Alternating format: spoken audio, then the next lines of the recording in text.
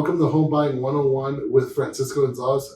Here today with me is Jose Cereceres from MyHomeGroup. Jose, tell us who is Jose Cereceres? Of course.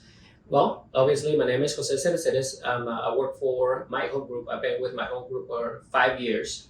I'm a family man. I have my wife and 2 kids. I like to spend a lot of time with my kids. Right now, I'm coaching my daughter's soccer team, so we've been busy with that. And I love helping people buy their homes. So you said you've been in there 5 years, so you started in 2018? Correct. So what did you do before real estate? I work for AutoZone. I worked for AutoZone about 15 years total. So yeah, I oversaw the 15 locations. That was my last position with them. I did that for about 8 years. And then I was in the manager position for 5 years prior to that. So I've been on the retail side of the business for a while. That's awesome. And what got you into real estate? The first couple that helped us was a husband and wife. The husband was a realtor and the wife was the lender. And we kind of got intrigued about the whole process and the way they help us out, right? They're still a good friend of us. And after that, I kind of really wanted to get involved into the real estate. I ended up doing flips. I started buying homes and doing that. And that little by little, helping people, because I started helping people buy their home through the flips that I was selling. Like, you know what, I kind of like this part of the process. I like being able to help people buy their own homes and the whole aspect of the real estate. So me and my wife decided to jump into real estate, the two of us. We took a little bit of time to get things going, but now, for the last 5 years, we've been doing it. Husband and wife team. Yes, it is. So I'm saying, what does the market look like today? All right, so the market right now, this is numbers for December, right? So the median sold price is $412,000. Okay, now the listing price is $429,000, so you see like a $17,000 reduction for the most part. Days on the market is 71, and then the active listings on December was 18,988. So the surprising thing is that now on this month in January, numbers have moved quite significantly. Obviously, today is the last day of the month, so we will get the report of how everything ended. But so far, we have 15,000 active listings. So that's a drop of $3,000. We got really busy on this month. 3,000 properties, I'm sorry, yes. So we dropped quite significantly. So it's getting a little bit busier. We've been seeing more people in the market. Coming soon, we have about 560. We used to have very little coming soon. Now we've been seeing more coming soon coming up.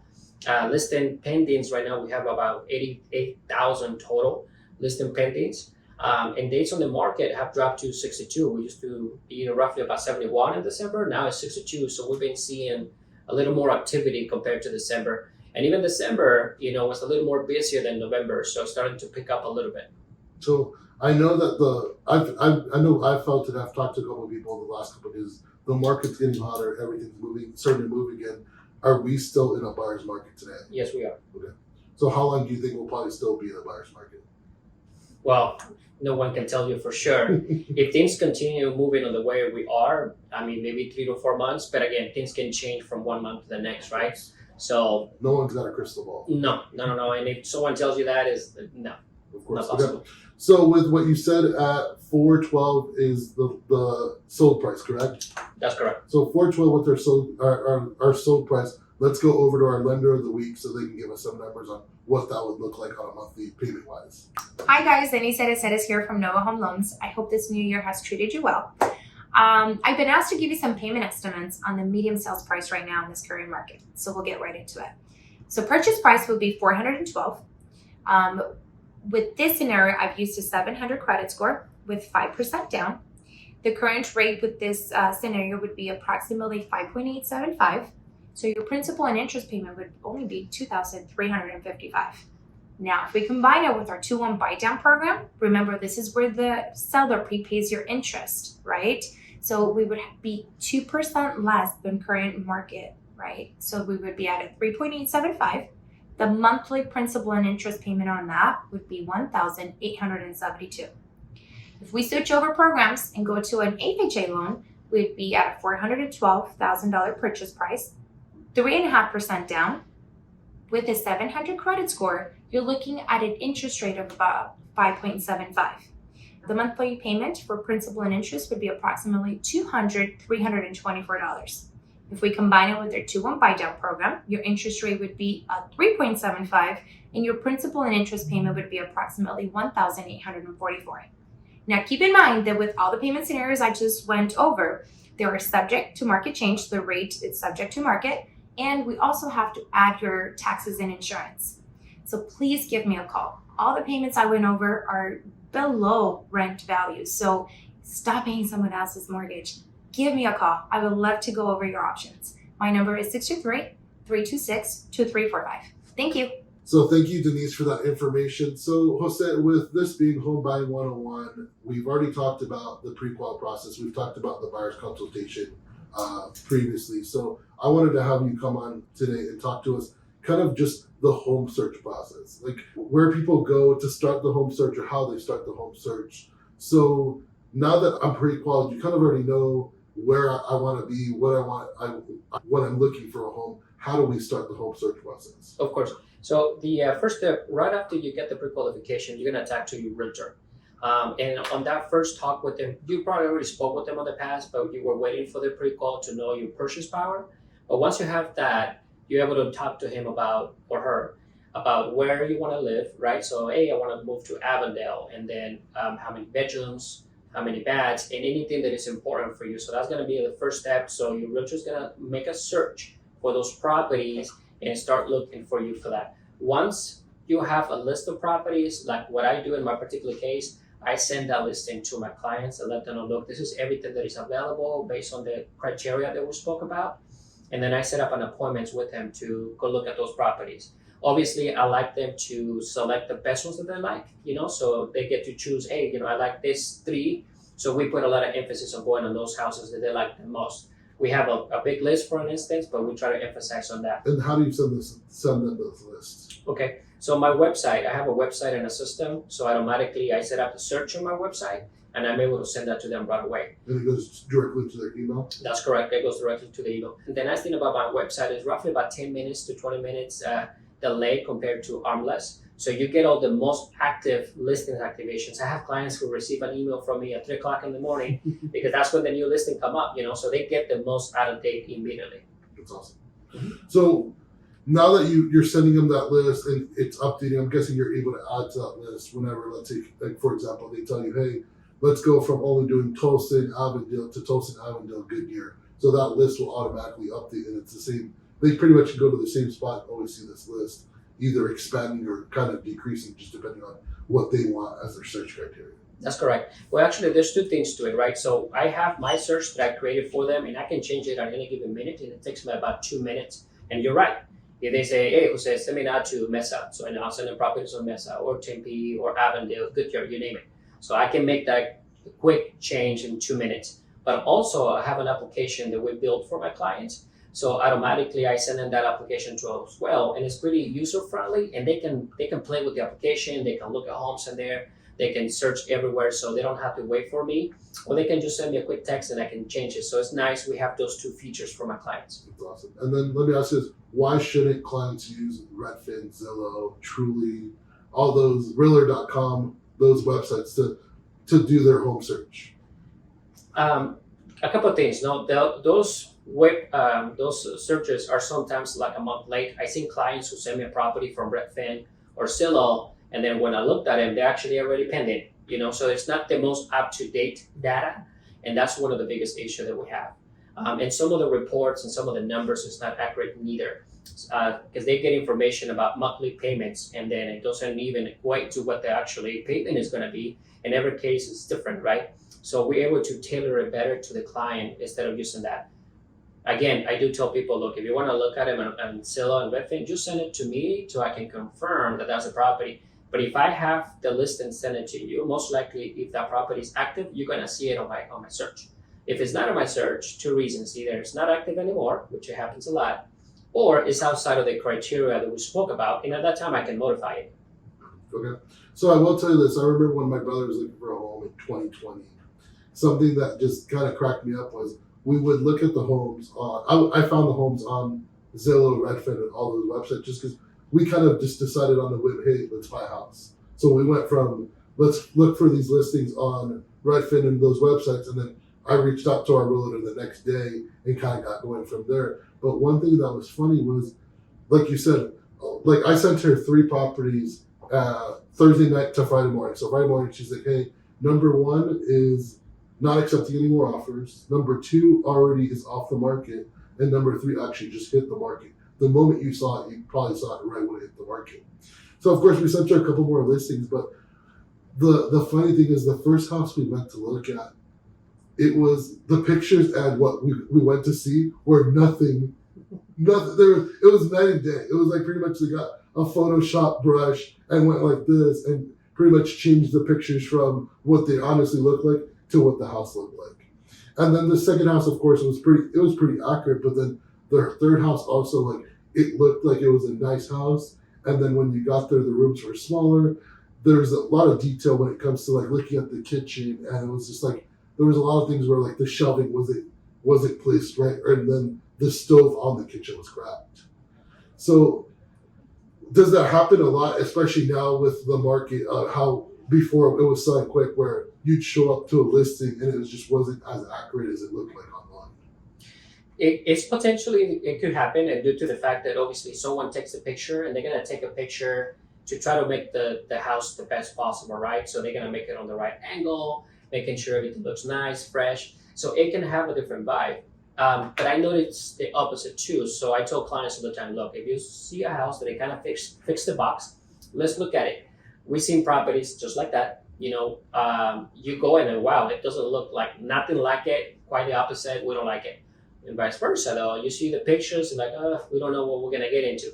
And then we go into the house and like, wow, it looks better than what is on the pictures. So what I tell people all the time is, look, if it fits the box, you know, if it kind of like the area, the criteria that we're looking for, it's worth the try. Let's go look at it. Maybe it is the right one, maybe it's not. And it's hard to see on a picture how big the room is, you know. But once you're there, you're able to know if it's gonna fit for you or not. Of course, yeah. It was weird because like the 2 out of the 3 we went to, and honestly, like after we saw the first one, I got really discouraged just because I was like, if this is how houses are gonna be, that we're seeing a house that looks a lot better in the pictures. It's like, do we want to continue this house search? Well, about 80% to 85% of the homes, what you see on the pictures will be what you see in the house. It's gonna be some who are gonna look way better and some who are not. But for the most part, you're gonna find exactly what you saw.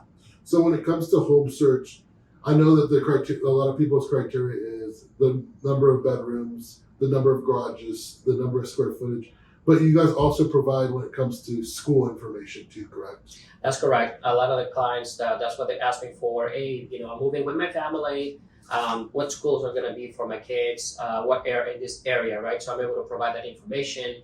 The school district as well, so they can make a decision, because that's important for a lot of people, right? Where their kids are going to go to school. So yes. Okay. And then also, for example, you have the information of what your HOA is going to look like, what Correct. Your taxes are going to look like. Correct. When it comes to purchasing that home, right? Correct. All that information will be provided.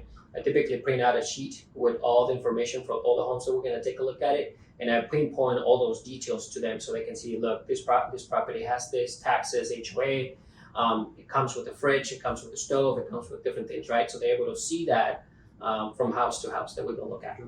And then when I know there's random pockets in the Maricopa County for flood, when do you I guess can you find that information out before when you're looking through the list of properties, or when do you kind of find out Correct. if a house is in a flood area? Correct. We can find out about the flood area. It's more common on land. When I'm helping a client with land, we obviously look at the flood map to see if it's going to be something like that. But yeah, absolutely. I have access to all of that, so I can provide to you, look, on this is a high probability of a flood.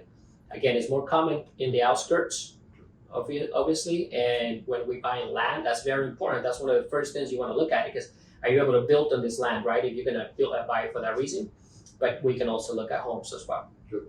And then when it comes to a lot of houses now with technology and everything, you're starting to see a lot more listings with solar panels. Can you talk about a little bit about that? Yes, of course. So it's very important if you're going to buy a property with solar panels to get the right information. First is if it's going to be a lease or it's going to be a purchase, right? So are they buying the panels or are they leasing the panels? And get the documentation from that.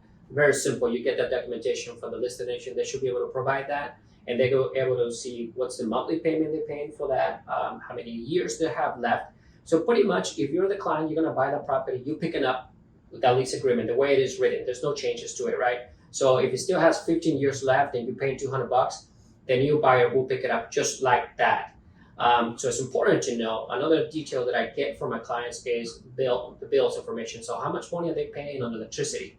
So they're able to compare if they're paying $100 on the solar and $100 on electricity still, so that's a $200 bill. And I try to get the information prior to the lease agreement. So if I can get bills prior to it and you can compare, okay, so they used to pay $300 a month on electricity, now they're paying $200, between $100 and $100, then that's good. You're making a savings. I've seen some leases where it doesn't make sense. You know, it's a little higher, more expensive. So at that time, I provide that information. Look, this is what you're getting into it. You know, it might not be the most convenient for you, or look, hey, you're saving money. It's a good deal. So it's important to get all that information, and you can get all of that prior to getting the contract. You should be getting all those documents and all that information so you can do a very educated decision whether that's going to be the house to buy. Okay. And let me ask you this: have you seen anyone ever either request, or have you ever been able to just say, hey, if we're going to buy this house, we'd like you to pay off either the lease or the loan? Everything is negotiable on a purchase. So whenever you're buying a house, you could do that. In some cases, it's possible, and I've seen it happening. It's not the most common thing, to be honest with you, but yes, it's something that it could be worked on if it's something that we can do. Yeah. So what's the average price sometimes you see, or is it always different to see on either solar lease or the loan people carry on? It varies. You know, it really varies a lot. I can't really give you an exact number because it depends on how many panels they got. It depends on the home, the way the house is sitting, or if the layout of the home and the roof mainly, right? So how many panels were they able to fit up there? It depends. And also, a lot of the times when someone goes to get a lease, it's going to be based on their necessities, right? And based on their electricity needs. And it can change from the current owner to the new owner, you know? So it's hard to say. Okay. And let me ask you this, like, I don't know, everyone's a little different, but on average, especially now, just that everything has like slowed down a little bit. On average, how many listings do most people kind of on average see before they find, oh, this is the one for us? My average has been about 2 weeks.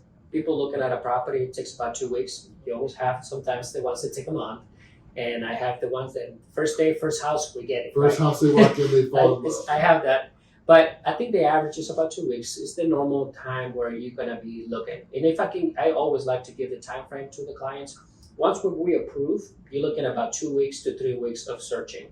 And then if the contract takes about a month. So realistically, you'll be getting into your house a month and a half after to 2 months. You know, that's kind of like the average where you're stepping into your home. Well, Jose, let me ask you this. If someone was to want to reach out to you to get more information or to start their home search, where can they reach out to you? Absolutely. My phone number is 623-262-2679. They can definitely reach me out there. I also have a website. They can start the search in there. It's completely free for my clients and for anybody for that matter. It's Jose Cereceres Realtor.com. They can go there and start looking at homes and see what's available. But again, my phone number is 623-262-2679. That's probably the best way to get a hold of me. Okay. Well, thank you for being on the show today. And of course, if you guys have any insurance related questions or anything that you need me to ask Jose after this, of course, you can reach out to me also through our social medias or through the links in our bio. Thank you for being on the show today, Jose. Of course, thank you for inviting me.